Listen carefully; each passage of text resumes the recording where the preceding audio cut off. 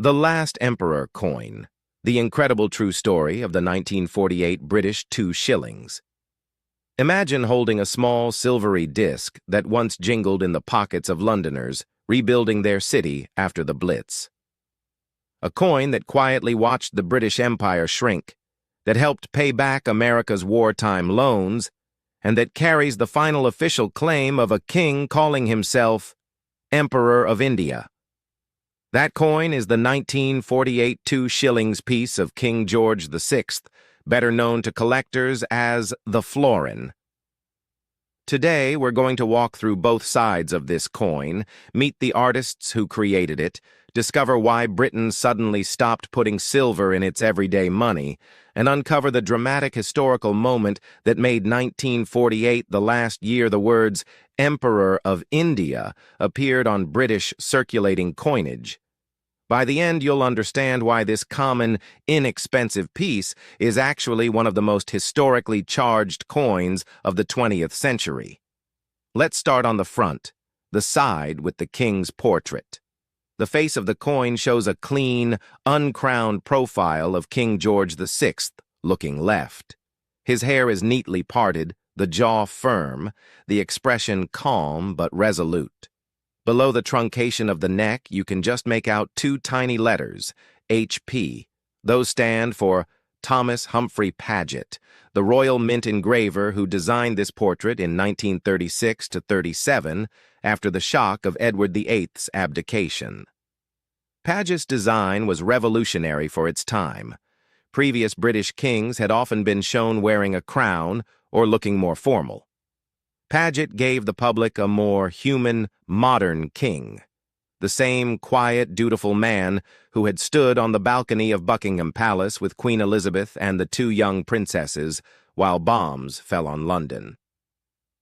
Americans watching newsreels during World War II already knew that face. Now it was stamped onto every 2-shilling piece that left the Royal Mint at Tower Hill. Around the portrait runs the Latin legend, Gorg of 6D.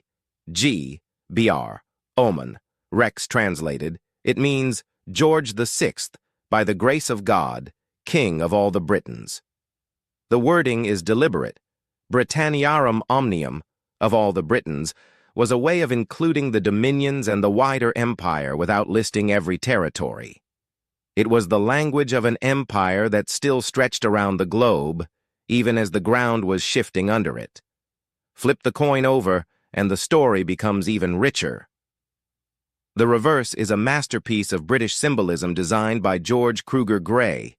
You'll see his tiny initials KG near the stem of the rose.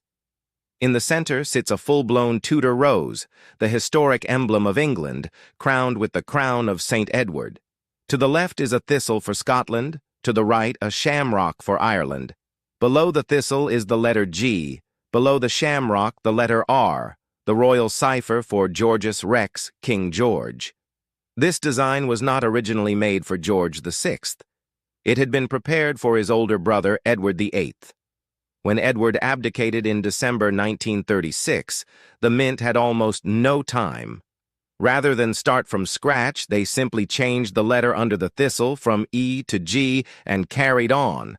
So every time you look at the reverse of a 1948 2 shillings, you're looking at a design that was almost the coin of a king who never ruled. Above the floral arrangement runs the second half of the royal titles, FID, DEF, IND, IMP, Fide Defensor, Defender of the Faith, a title first granted to Henry VIII by the Pope and kept by every English monarch since. And then the two words that make this coin special. INDIMP, Indiae Imperator, Emperor of India. That title was about to disappear forever. In August 1947, India and Pakistan became independent. The British Raj ended. George VI was no longer Emperor of India.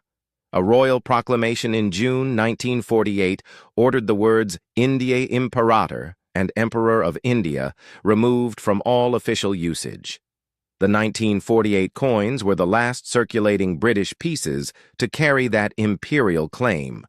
Starting in 1949, the legend simply read FIDDEF, One short year of coins marks the official end of an empire that had begun with Queen Victoria's proclamation in 1877.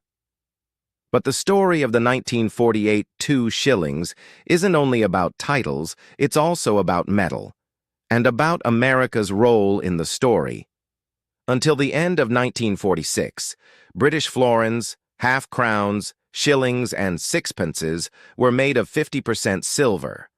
After World War II, Britain was broke. Under the Lend-Lease agreements that had kept Britain fighting, the United States had supplied vast quantities of silver. When the war ended, that silver had to be repaid.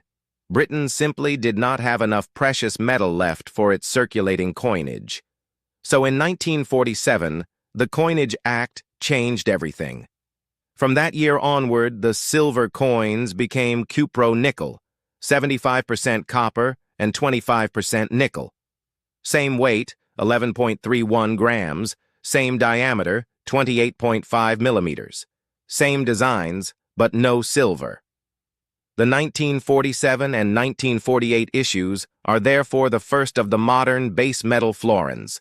They look almost identical to the earlier silver ones, but they are fundamentally different. Tokens of a country that had spent its treasure defending freedom. The Royal Mint struck an enormous number of them in 1948, more than 67.5 million. Why so many? Because they knew the dies would have to be changed the following year to remove INDIMP.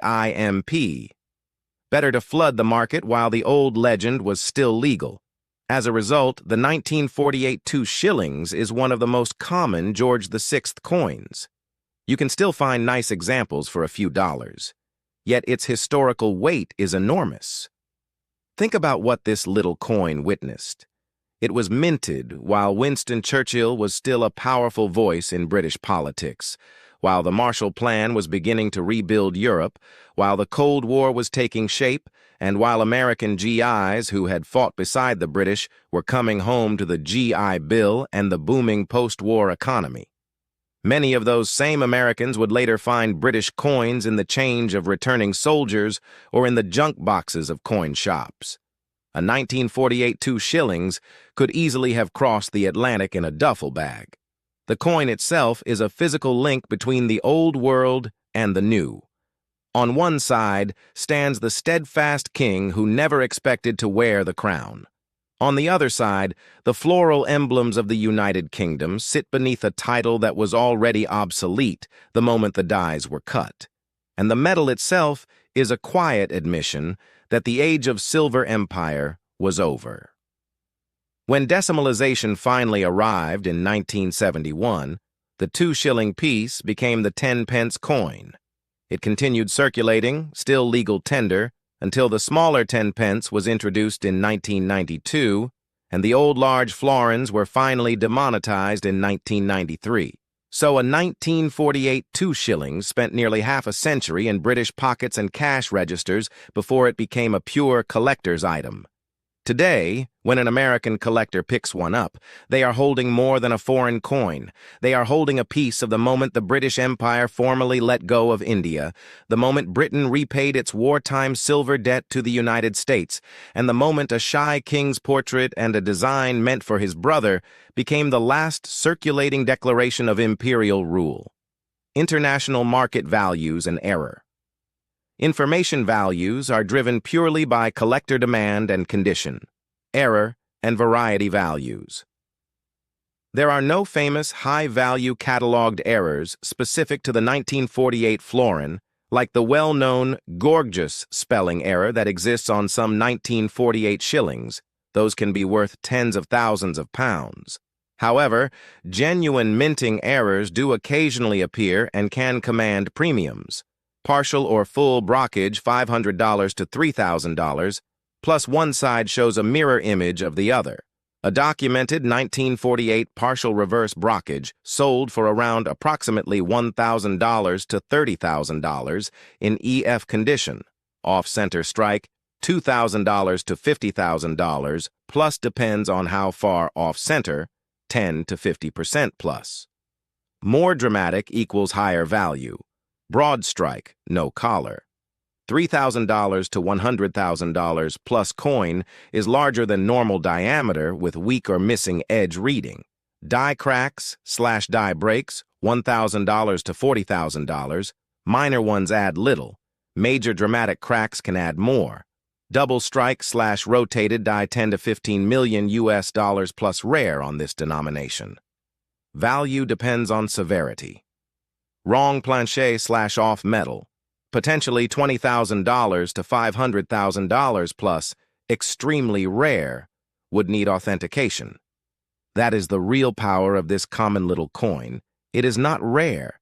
It is not made of precious metal. But it is a perfect time capsule of 1948, a year when the world was rearranging itself, when old empires were fading, and when a simple 2-shilling piece carried the final official echo of Emperor of India. Next time you see one in a dealer's tray or an online auction, take a second look. Turn it over. Read those tiny letters. You're not just looking at money. You're looking at the end of an age.